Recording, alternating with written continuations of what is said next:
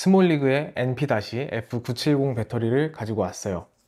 결론부터 말씀드리자면 저는 크게 문제없이 잘 사용을 했습니다. 서드파티 배터리에 대한 우려를 하시는 분들이 많이 계실 텐데요. 저도 동의하는 부분입니다. 사실 배터리의 성능과 안정성만 본다면 당연히 정품 배터리만한 것이 없습니다. 특히나 카메라에 들어가는 배터리는 반드시 정품을 사용하라고 권장을 드리고 싶은데요.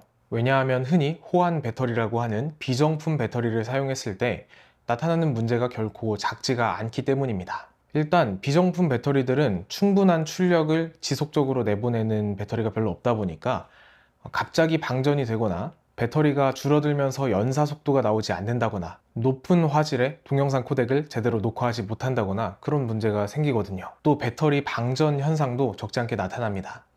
촬영 중에 배터리가 방전되거나 한번 전압이 출렁이게 되면 그대로 데이터베이스 에러가 나는데요. 데이터베이스 에러가 나면 촬영 결과물은 물론이고 심하면 보드까지 상하는 경우가 있어요. 저도 얼마 전에 배터리 문제는 아니었지만 보드 교체를 한번 받았는데 가격이 진짜 상당하더라고요. 몇만 원 아끼려다가 눈물 펑펑 쏟을 수도 있으니까 어지간해서는 정품 배터리를 사용하시라 라고 권장을 드리고 싶네요. 잘 만들어진 비정품 배터리는 어떨까요? 잘 만들어졌다의 기준도 명확하진 않지만 그래도 정품 배터리를 사용하시는 게 좋지 않을까 라는 게 저의 의견입니다. 그런데 정품 배터리가 도대체가 적당히 비싸야죠. 저 같은 경우는 소니 카메라를 사용하니까 이 소니 카메라용 배터리가 10개가 넘게 있어요.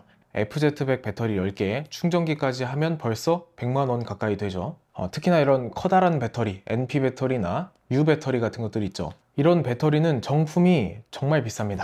하지만 이 NP 970 배터리는 카메라 내부에 사용하는 것도 아니고 액세서리에 사용하면서 해봤자 조명이나 모니터에 사용하니까 괜찮지 않을까, 이거 개인적인 생각입니다. 해서 일단 구매를 해봤습니다. 저는 개인적으로 배터리 사이클이 한 15번 정도로 실행 횟수가 많지는 않지만 사용하면서 크게 문제없이 잘 썼던 것 같아요. 물론 판단은 여러분들의 몫입니다. 외관을 좀 보자면 일단 파란색이죠. 장비에 이런 독특한 색을 사용하면 예쁘기는 하는데 눈에 많이 들어온다는 문제가 있어요. 일반적으로 카메라 액세서리나 리그 같은 부분은 대체로 검은색, 무채색 계열을 많이 사용을 하죠. 그런 리그에 이 배터리를 사용한다면 특히나 밖으로 돌출되어 있기 때문에 생각보다 눈에 많이 들어옵니다. 이건 조금 개인적인 이야기입니다만 저 같은 경우는 촬영할 때 남들의 눈에 저 같은 촬영자가 들어오는 것을 그렇게 선호하진 않습니다. 그래서 촬영할 때는 거의 검은색 정장을 많이 입고요. 최대한 눈에 안 띄려고 노력을 하는데 이 배터리만큼은 눈에 정말 많이 들어오더라고요. 그래서 블랙 색상이 있으면 개인적으로 참 좋겠다 싶었는데요. 제가 이걸 사자마자 새로운 제품이 국내 출시가 되더니 그 배터리는 3가지 색으로 나오고 검은색도 있더라고요. 그래서 처음에 이 배터리를 봤을 때는 이게 대안이 없을까 싶다가 이제는 검은색 배터리를 사는 대안이 생겼습니다. 그리고 또 이제 색상 이야기를 하는 김에 조금 재밌는 포인트가 USB Type-C 단자가 있는데요. 이 단자의 색상이 주황색으로 되어 있습니다. 배터리에 있는 단자만 주황색인 것이 아니라 같이 들어있던 USB-C 케이블 역시도 주황색으로 되어 있었는데요. 사실 이런 부분이 실용성과는 좀 거리가 멀어지는 것인데요. 요즘 액세서리 회사들을 보면 실용성도 실용성이지만 디자인에 신경을 많이 쓰고 있다는 생각이 들더라고요. 이 USB Type-C 단자는 PD 3.0에 QC 3.0을 지원을 하고요. PD로 5V 4A, 9V 2.22A, 12V 1.67A, 대충 20W 정도로 충전을 받습니다. 배터리 용량은 76Wh 정도가 되고요. USB Type-C로 충전했을 때 완충 시간은 6시간 정도 걸린다고 합니다. 6시간? 뭐가 그렇게 오래 걸려? 라고 이야기하실 수도 있는데요. 사실 이런 배터리는 현장에서 충전을 하거나 급하게 충전해야 할 일이 그렇게 많지 않습니다. 그런 상황이 생기기 전에 미리 충전을 해두거나 여분의 배터리를 준비하는 것이 바람직하겠죠. 20W 정도면 요즘 어지간한 충전기로는 다 충전을 할 수 있으니까 충분히 상식적인 충전 시간이라고 생각을 합니다.